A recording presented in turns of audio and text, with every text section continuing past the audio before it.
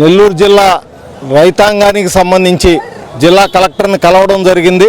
ఈ సంవత్సరం నెల్లూరు జిల్లాలో దాదాపుగా 5 లక్షల పైచిలకు ప్రభుత్వం ద్వారానే నీటి సౌకర్యం కల్పించి రైతాంగానికి నీటిని విడుదల చేయడానికి సన్నాహాలు కూడా జరుగుతున్నాయి. 15వ తేదీ విడుదల చేస్తూ ఉన్నారు.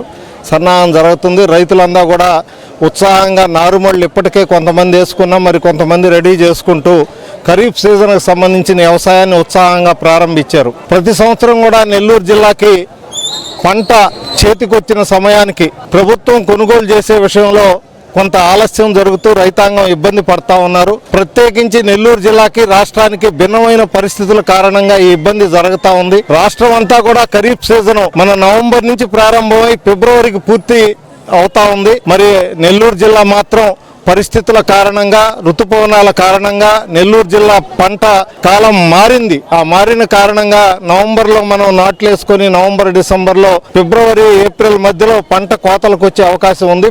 మరి ఫిబ్రవరికంతా రాష్ట్రం కొనుగోలు పూర్తయితే ఫిబ్రవరి నుంచి ఏప్రిల్ దాకా నెల్లూరు జిల్లాలో ప్రత్యేకంగా పంట ఉత్పత్తి వస్తుంది. కాబట్టి రాష్ట్రం ఏదైతే తమకి సంబంధించిన కోట కేంద్ర ప్రభుత్వం నుంచి అనుమతి తీసుకొని ఈ రాష్ట్రంలో రైతాంగం దగ్గర నుంచి కొనుగోలు చేసే కోట ఏదైతుందో అది ఫిబ్రవరి నాటికే పూర్తవడం జరుగుతూ ఉంది. కాబట్టి రాష్ట్రానికి నెల్లూరు జిల్లాకుండా వ్యత్యాసం దృష్ట్యా రాష్ట్ర ప్రభుత్వం ఎంత కొనుగోలు చేయాలనుకుంటుందో రాష్ట్రంలో దానిలో నెల్లూరు జిల్లా వాటాకు సంబంధించి 5 లక్షల ఎకరాలు అఫిషియల్గా వేసే పంటకు సంబంధించిన కొనుగోలు దాదాపుగా ఒక 6 లక్షల టన్నుల కేటాయింపు నెల్లూరు జిల్లాకి ఇచ్చి దాన్ని రిజర్వ్ చేసి నెల్లూరు జిల్లా రైతాంగం పంట చేతికొచ్చిన సమయంలో ఆ రిజర్వ్ చేసినటువంటి 6 లక్షల టన్నులు రైతాంగం దగ్గర నుంచి కొనాలని చెప్పి ఈరోజు కలెక్టర్ దృష్టికి తీసుకెళ్లి ముందస్తుగా ప్రభుత్వం దీని మీద నివేదికలు తయారు చేసి రాష్ట్ర ప్రభుత్వానికి పంపించి రాష్ట్ర ప్రభుత్వం ద్వారా నెల్లూరు జిల్లా కోటాన్ని ధాన్యం కోటాన్ని రిజర్వ్ చేయించాలని చెప్పి కొనుగోలు కోటాన్ని